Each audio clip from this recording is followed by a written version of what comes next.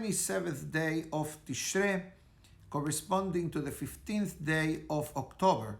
Today's class has been graciously sponsored by Mr. Kemon Rahamim Beda Hamwi HaKohen, Le'ilui Nishmat, his beloved nephew, Shimon ben Miriam Beda Hamwi HaKohen, that today is his Ereyat Iratzon, that to the words of Torah, his Neshama have an aliyah in Gan Eden. Amen.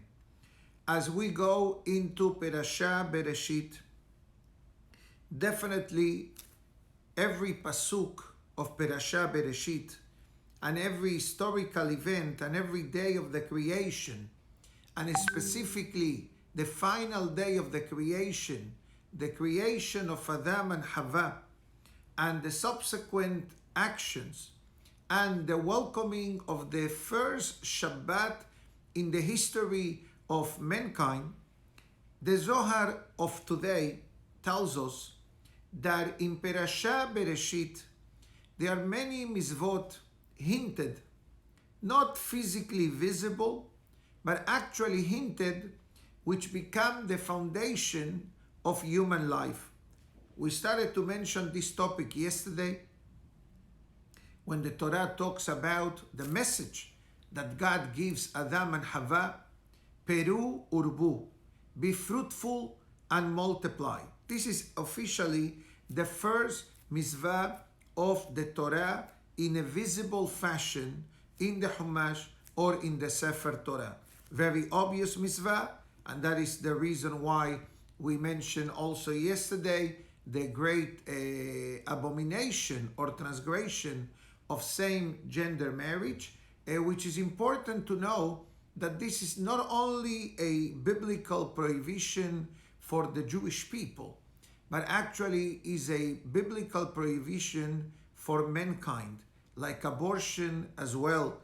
And I'm sorry to touch on these two topics so early in the morning, but I think that it's important to know the challenges that our generation as a whole is experiencing. And we know that politically these two topics can turn the upcoming elections or the appointment of judges and whatever may be coming our way. Obviously, this is not a political platform, but is a Torah class. But also from a Torah class, a person must understand that the world obviously has Am Israel, has a great light into the nations, but humanity needs to create a team effort to bring more sanctity and more godliness into the world, which is a topic that will be found when we discuss the upcoming arrival of a great man by the name of Noah, the famous Noah that has his own parashah next week's Torah portion, and the Torah mentions that Noah was the one who actually gave God at the end of the Perashah Bereshit a ray of hope that despite the decline of the generation past Adam Arishon, there was light at the end of the tunnel by a holy man named Noah. That's why there is a Torah and halachic concept, and actually is universal concept, Shiva Mizvot Bnei Noah, the 7 Noahide laws. This means universal laws that every citizen of the world must follow and must fulfill. And our holy rabbis tell us that any Gentile that follows the Noahide laws, he has a special portion in the world to come in an area called Hasidei Umot Ha'olam, the righteous Gentile that qualify for that privilege in the topic of afterlife. But I'm going to come down a bit because I sense that I went up to the moon so fast, so early in the morning, but definitely it was a necessary introduction for the upcoming topic that we are going to be discussing today. The Zohar of today introduces and it says, how many mitzvot can we find in Perashah Bereshit? The Zohar seems to insinuate that the Torah hints about certain mitzvot that later on, throughout the Chumash, we are going to be seeing them very openly written, that becomes part of our DNA, of who we are, individually and collective, proud members of Am Israel. The Zohar Kadosh writes of today, and it says that one of the mitzvot hinted in Perashah Bereshit is the mitzvah of tzedakah. Tzedakah is a fundamental mitzvot in Judaism. Tzedakah literally means charity. Tzedakah has a lot of benefits. Tzedakah saves, tzedakah protects, tzedakah prolongs life, tzedakah can cancel negative decrees against the person.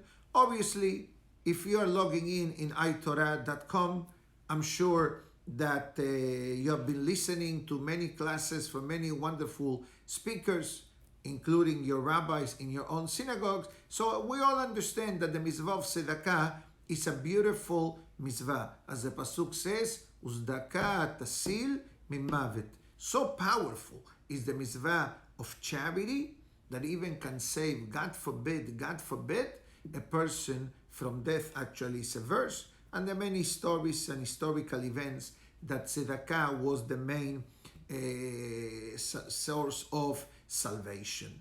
And you may ask, Rabbi, where does the Zohar gets that the mitzvah of tzedakah is hinted in this week's Torah portion?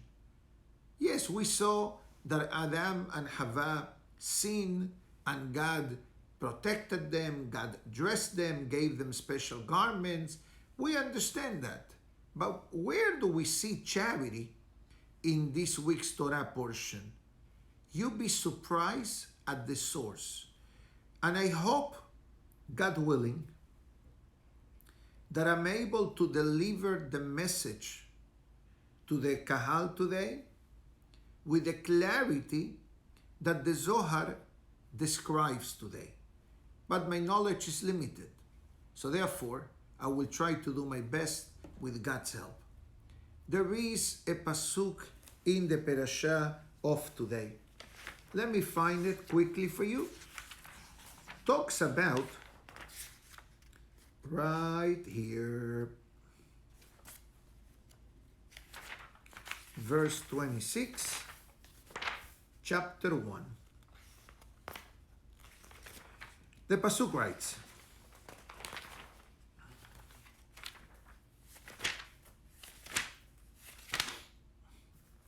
right here, Vayomer Elokim, Naaseh Adam. Just from this sentence, there is a message. It's not the ultimate message of the Zohar, but it's a message. And our mission is not just to read the black and white, dry translation. It's to really go deeper a bit into the Perashah as well. Because at the end of the day, we need the seasoning, we need the flavoring. So, Vayomer Elokim, God says, Naaseh Adam. In Hebrew, the word Naaseh really doesn't belong here. The pasuk should have said, Vayomer Elokim, and God said, E'aseh Adam. I shall make a person, Betzalmi Kidmuti, in my form and in my image. But this is not what the Torah says. The Torah says, Vayomer Elokim, Naaseh Adam. Let us make men in our format and in our image. I ask you a question. God did not have any partners in the creation of mankind. So why does the Torah uses a plural language? Interesting enough, Rashi asks this question, and there is a lot of commentaries but they all share an unbelievable message from God. And it says as follows. Even though, this is Rashi talking now, even though that the angels did not help God in the assistance in the creation of mankind, and God forbid this may give room for the heretics of non-believers that God actually needed help in the creation of mankind. So Rashi is already seeing the problem in the sentence, which, by the way, I'm sorry to fly through time. Do you remember the fast day of the 10th of Tevet, when Nebuchadnezzar breached the city of Jerusalem, and 2.5 years later happened Tisha B'Av? Prior to the 10th of Tevet, there was a time in history that certain tzaddikim, righteous people, will fast on the 8th of Tevet, the 9th of Tevet, and the 10th of Tevet. Now, the 10th of Tevet is the fast that we all do. That, interesting enough, unless Mashiach comes, this fast day will be on a Friday. This is the only fast day in the calendar that will fall on a Friday. I will fast on a Friday. And we break the fast with Kiddush. But okay, we hope the Mashiach will come any minute. So by then, the 10th of Tevet will be celebrated a feast day instead of a fast day. Now, the 9th of Tevet, two great leaders of the Jewish people passed away, Ezra Sofer and Nehemiah HaNavi. But what happened on the 8th of Tevet? I'm sure you remember by now. That was the day that the king of Egypt took 72 sages, Hachamim, and he put them in 72 separate chambers, and he asked from all of them translate the Torah into the Greek language. And there was a major miracle, that every one of the translations were like if you took a piece of paper, you put it in the copy machine, press 72, and all the text was exactly the same, including 10 changes, I believe, that the great rabbis did in order to avoid confusion by mankind. Do you know what was one of the 10 changes that they made? This verse that we're learning now. The verse that we are learning now. How did they translate this verse? Vayomer Elokim e'aseh Adam. I shall make men, not we shall make men. There were many more, even from Bereshit, but that's not the topic of today.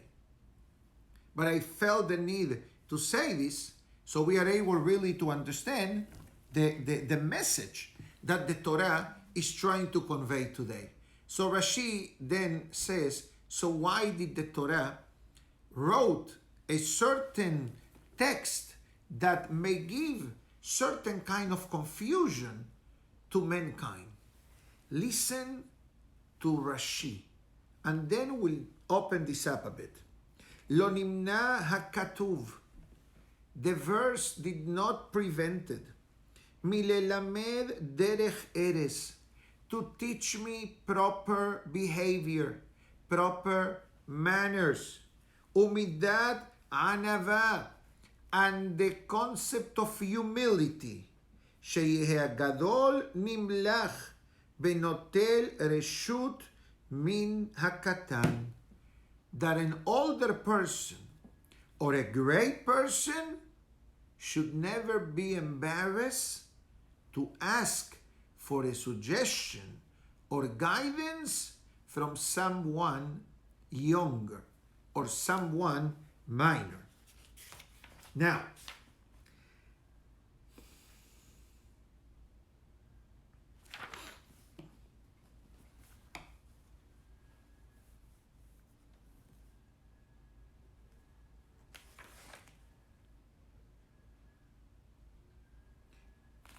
You may ask, hold on a minute, but what about if the heretics or the non-believers may utilize this verse as a statement that God is not actually limitless or endless. God needs help.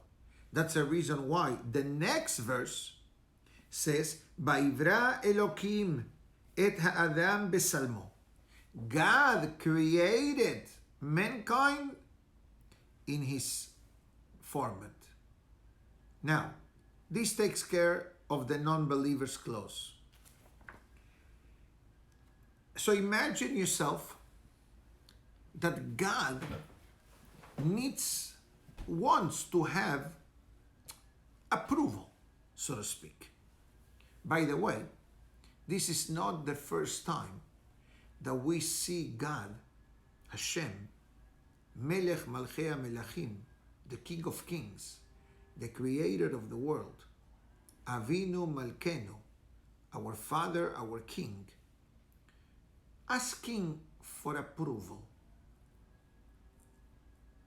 You may remember many months ago, we learned together a piece of Talmud where the Gemara there states the appointment of Betzalel. Betzalel, if you remember, was the young man appointed to be the architect of the Mishkan. He was a very young man when this happened, maybe 12 years old. He was the grandson of Miriam. His father was the one killed in the rebellion when it came to the sin of the Egel, the sin of the golden calf.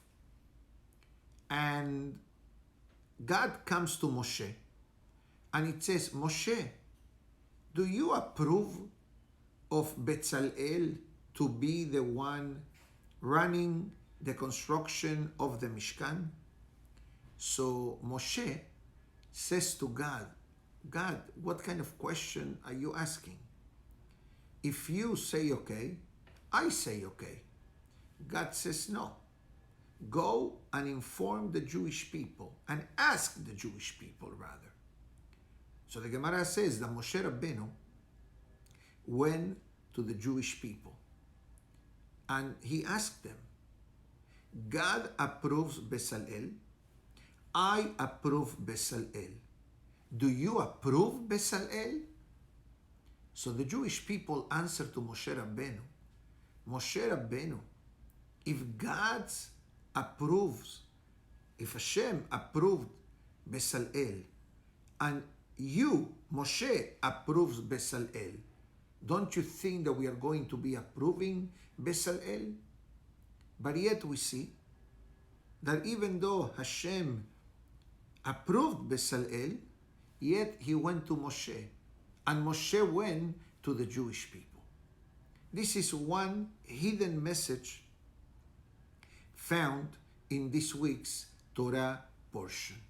The concept of humility and a person never being embarrassed or ashamed of asking a question or asking for help. This includes the rabbinate. A rabbi also should be able to feel comfortable to ask when he doesn't know the answer. And this is something that, Baruch Hashem, our colleagues work together and we ask questions from each other and to each other. And it's beautiful to see that the rabbis as well are implementing one of the powerful messages of Perashah Bereshit. Comes the Zohar Kadosh and uses this verse to talk about the mitzvah of charity. Now you may ask yourself, which is the same question that I asked myself as I was preparing for this class. Ribono shel Olam, Master of the universe, what's the relationship between the creation of Adam and Hava and giving charity? Do you know how God created Adam? I'll tell you very quickly, without going into too many details at this time, because I don't want to detour from the message of the beautiful message of the Zohar of today. So Hashem took earth from the four corners of the world. And one of the reasons that was done, it was basically so humanity can live all over. And it's true. That's easy. The physical human body, and especially the creation of Adam, it contains the four basic components of physical life. Esh, Maim, Ruach, Afar. Esh means fire. Ruach means wind, also means spirit. Maim, water. Afar, dust. And that's basically, Adam Arishon was called Halato Shel HaKadosh Baruch Hu. The challah, the chali that people eat on Shabbat, God's chali was Adam Arishon. And you will ask, but Rabbi, one is flour and edible, and that's a human being. He says, true. But how do you make challah? Let's do challah together. I'm not a baker, but I know the basic components. You have flour, that's connect to the earth. You have water, fire, in order to bake the chali. You can't just knead it and that's it. But what do you do after you mix the flour and the water? You let it rise. That rising represents the air that is inside the challah. So guess what?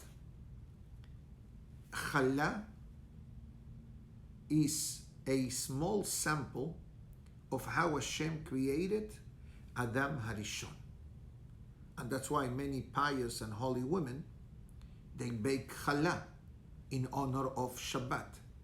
And usually challah is done between Thursday night and Friday, most of the time. It's not a problem to do it earlier and to freeze it and to warm it up before Shabbat. God forbid, I'm not trying to change what you do at home. But usually we understand that challah is baked in honor of Shabbat and in honor of the holidays. Now, the Zohar continues and it says, God injected life into the life of Adam. The Pasuk writes, Vayipach be'apav nishmat hayim. God blew into the nostrils, that's the meaning of this verse, the essence of life in the body of Adam. And this is something, just for the record, that happens constantly. I'm not referring only, Baruch Hashem, the person that is alive. I'm talking about what does it mean to bring a child to the world. The child has three partners. That's a Talmud in Nida. Shelosha shutafim yesh ba'adam. There are three partners in the making of a child. You have the father, you have the mother. Both of them contribute different aspects of the child looks, of the child's intelligence, of the child physical being, etc. But guess what? If that body doesn't have a battery to run, how does that child will ever exist? That battery is the neshama. Hashem invests the battery known as neshama into the life of this child. And let's clarify, the neshama doesn't wait to come until the child is born and the milah takes place. According to some opinions in the Talmud, the neshama already comes in as soon as the baby is conceived. Yes, there are stages of the revelation of the neshama.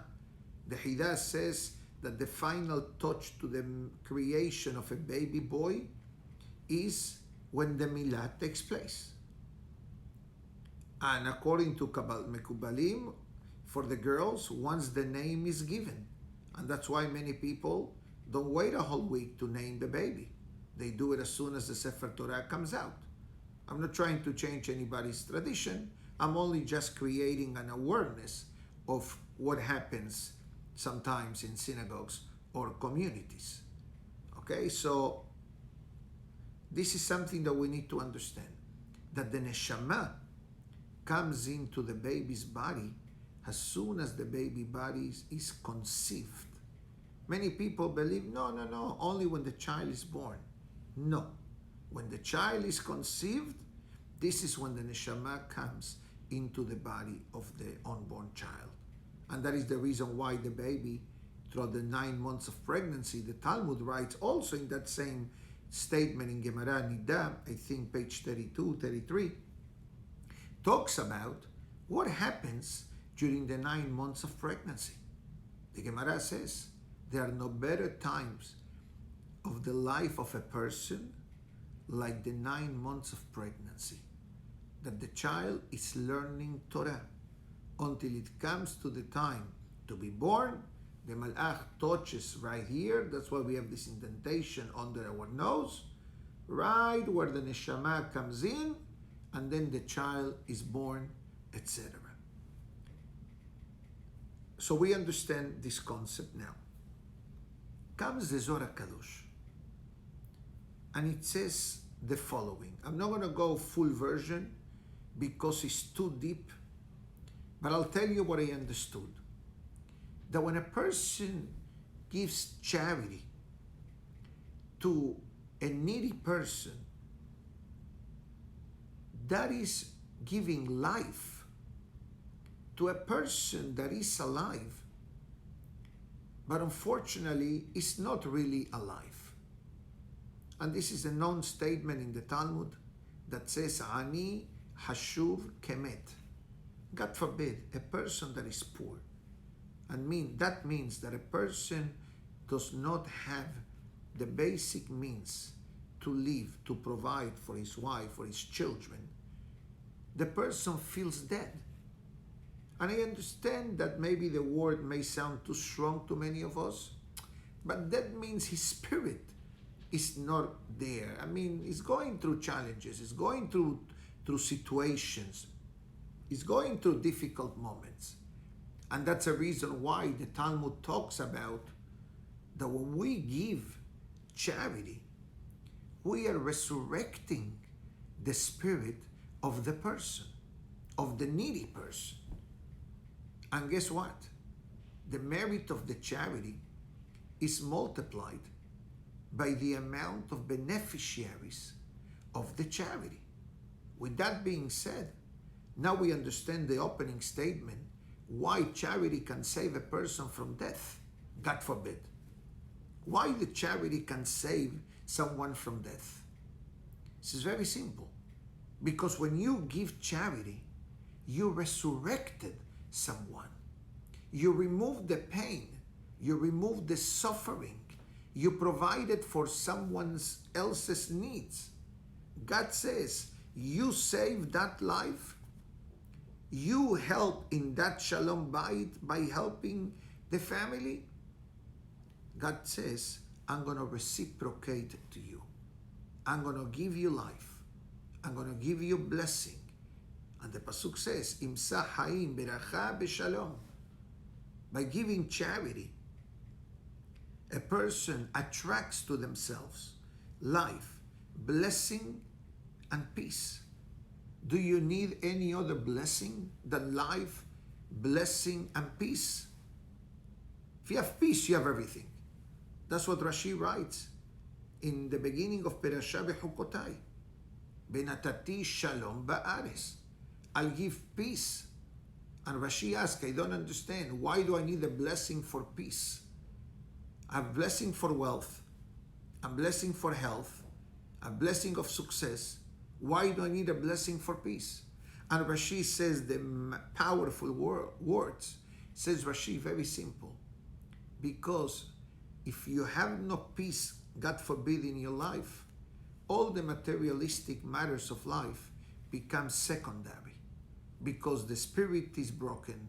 The person feels down. The person feels sad. But if a person has peace, guess what? Even what you don't have, you don't care. Because the fact that you have a peace of mind and harmony and love and tranquility and shalom, as the famous Mishnah writes, "Lo matzah HaKadosh Baruch Hu keli beracha leYisrael ela hashalom." The final Mishnah of the Mishnayot, it says, God did not find a vessel that is able to contain blessings like the blessing of peace. And that's the reason why so many times in our prayers, the word shalom comes in. Sim shalom, hamevarech, v'yasem lecha shalom, oseh shalom in Birkat Hamazon, oseh shalom in Kaddish, Hashem oz la'amo yiten, Hashem yivarech et amo v'shalom. I'm not going to translate everything that I said. I'm sure you understand. These are all parts of the daily prayers, that the word shalom is thrown into the prayer. And although shalom, the Zohar writes, is God's names, but shalom also in plain English means peace. And this is how the Zohar Kadosh explains the great merit of giving charity. So therefore the Zohar says, when the Pasuk writes, Na'aseh Adam, let us make men. The man, the human, man here doesn't mean male or female, it means the human, okay? The human can be physically alive, but emotionally dead, God forbid, or spiritually dead. So how do we resurrect the spirit of the person? Obviously through Torah, obviously through good deeds. But what happens if the deficiency or the challenge, that's a better word, not deficiency, the challenge that a person has is more of a financial challenge? How do we lift the spirit of this person?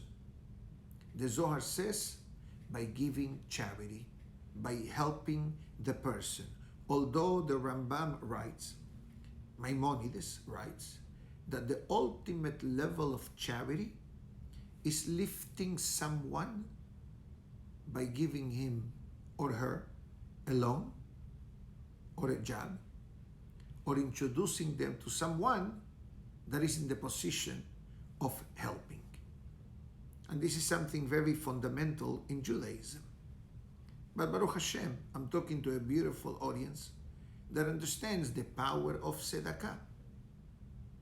And that's why throughout the day, we give charity. Even Rabbeinu Hari, the great Rabbeinu Hari, writes that a person should train themselves to give charity before prayer.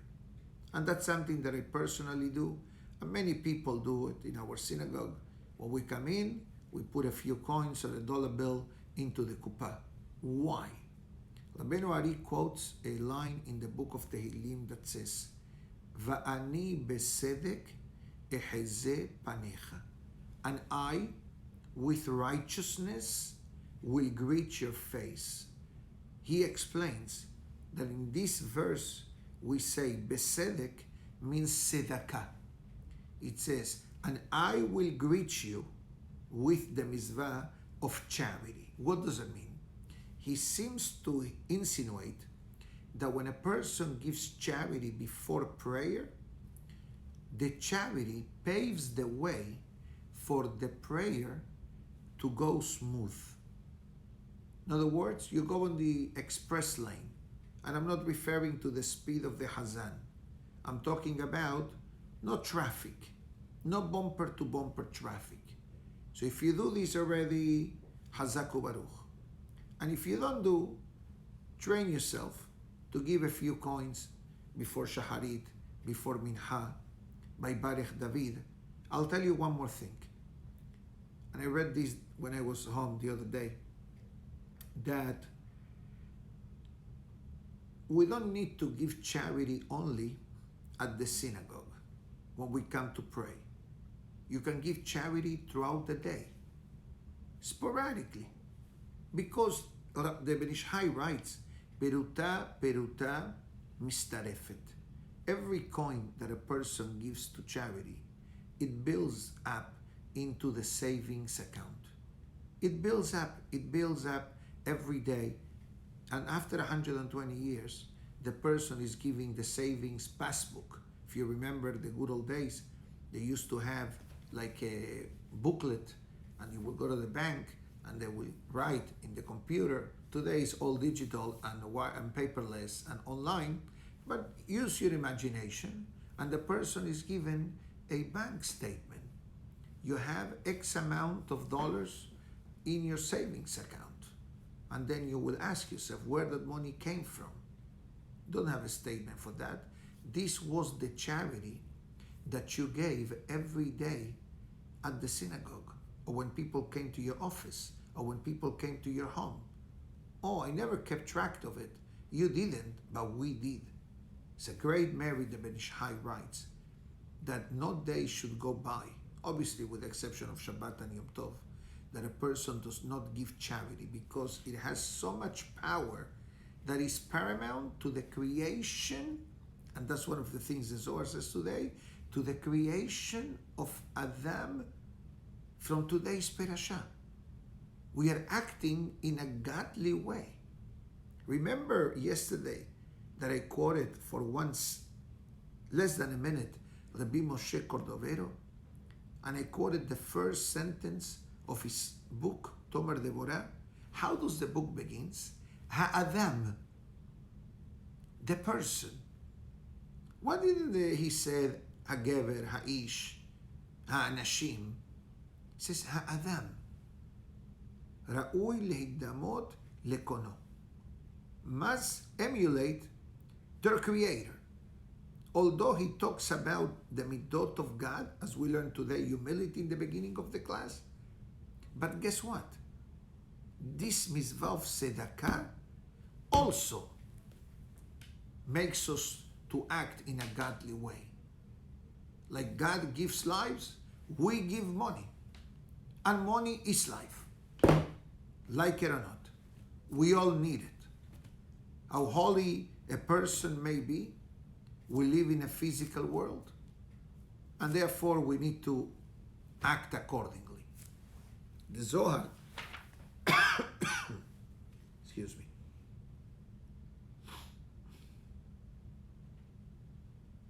brings one more concept. The Zohar explains, this is, I hope that I'm able to deliver the next message. The Zohar talks about the relationship between husband and wife. The relationship between husband and wife, the Zohar calls the husband the mashpia, the giver, the one who influences. And the wife, it's called mekabelet, the recipient.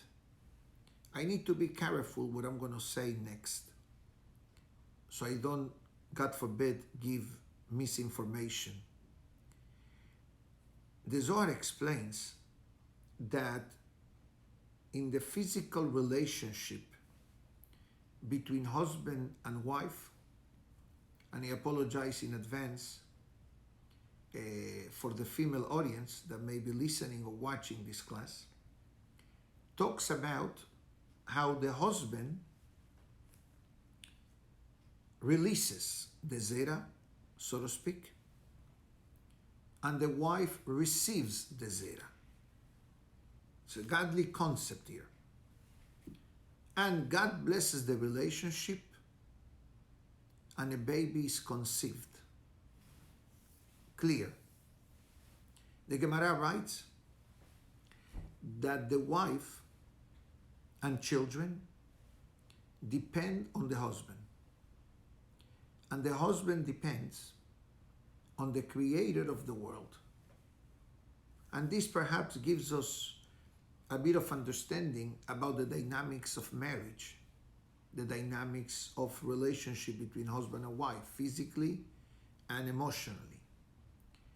So the Zohar Kadosh explains that like the husband's relationship with the wife brings a potential, so to speak, future life into the world, when we give the charity to the needy, it's like we are creating a new neshama into the world. And I don't mean to say a new neshama, but we are reactivating the neshama of the needy. Why reactivating? Because poverty, regretfully, affects the life of the person most of the time. Maybe could be some exceptions to this statement.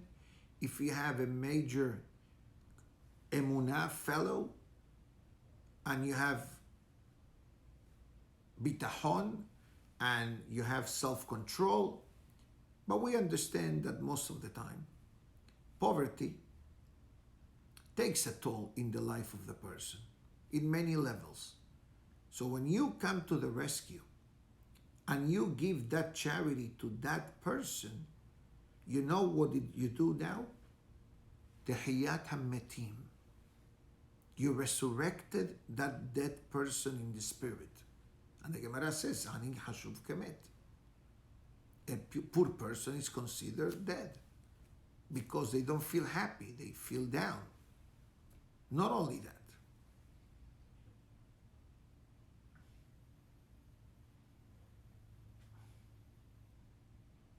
I was about to say something and I'm thinking.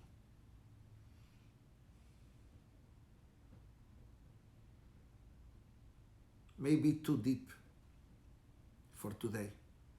I think we took a dive in many different levels from today's class. But I'll finish the following. How much Shalom Bait a person wants in their life? I think that we all want. The Zohar says something very powerful. The Zohar says that, let's say that you have an employee in your company. You know what the Zohar says? That every time you pay the salary to this employee, we think, I'm paying the salary. The guy worked 40 hours or the lady worked 40 hours, I need to pay the salary. That's hazak, that's beautiful that you're able to pay. There is actually a positive commandment of the Torah to pay on time. Beyomo titen secharo. It's a positive commandment from the Torah, like eating kosher and putting on tefillin and observing Shabbat. You may ask, how can you put Shabbat and tefillin and mezuzah on the same category of paying the salary on time? What if I don't pay the salary on time? What's a big deal? You want to know what's a big deal? The Zohar says that when an employer pays the salary on time, he gets an additional reward. You know what is the reward? That he was influential in the Shalom Bait of this employee. You may say, but Rabbi, he doesn't even know the guy's wife. What are you talking about? It is true. But the fact that he gets paid and the wife asks and he's able to give, that brings a tremendous amount of love and respect between husband and wife. And if God forbid, if the employer has the means to pay, is able to pay, but he doesn't pay, most likely when the husband comes home and the wife will ask, I need to do this, I need to do that, I didn't get paid. Like it or not, there will be some tension. The Zohar says that that employer who had the possibility of paying and didn't pay, becomes liable for the tension and probable argument that may come into their marriage. So the Zohar Kadosh says, like there is a powerful relationship within husband and wife, there is this relationship spiritually between the giver and the recipient. And that's a reason why the power of tzedakah, the power of charity, is sometimes beyond our comprehension. So Be'ezat Hashem, may Hashem always give us the opportunity to be on the giving side, and God forbid, not on the recipient side. But when I say giving, I'm not talking even astronomical amounts.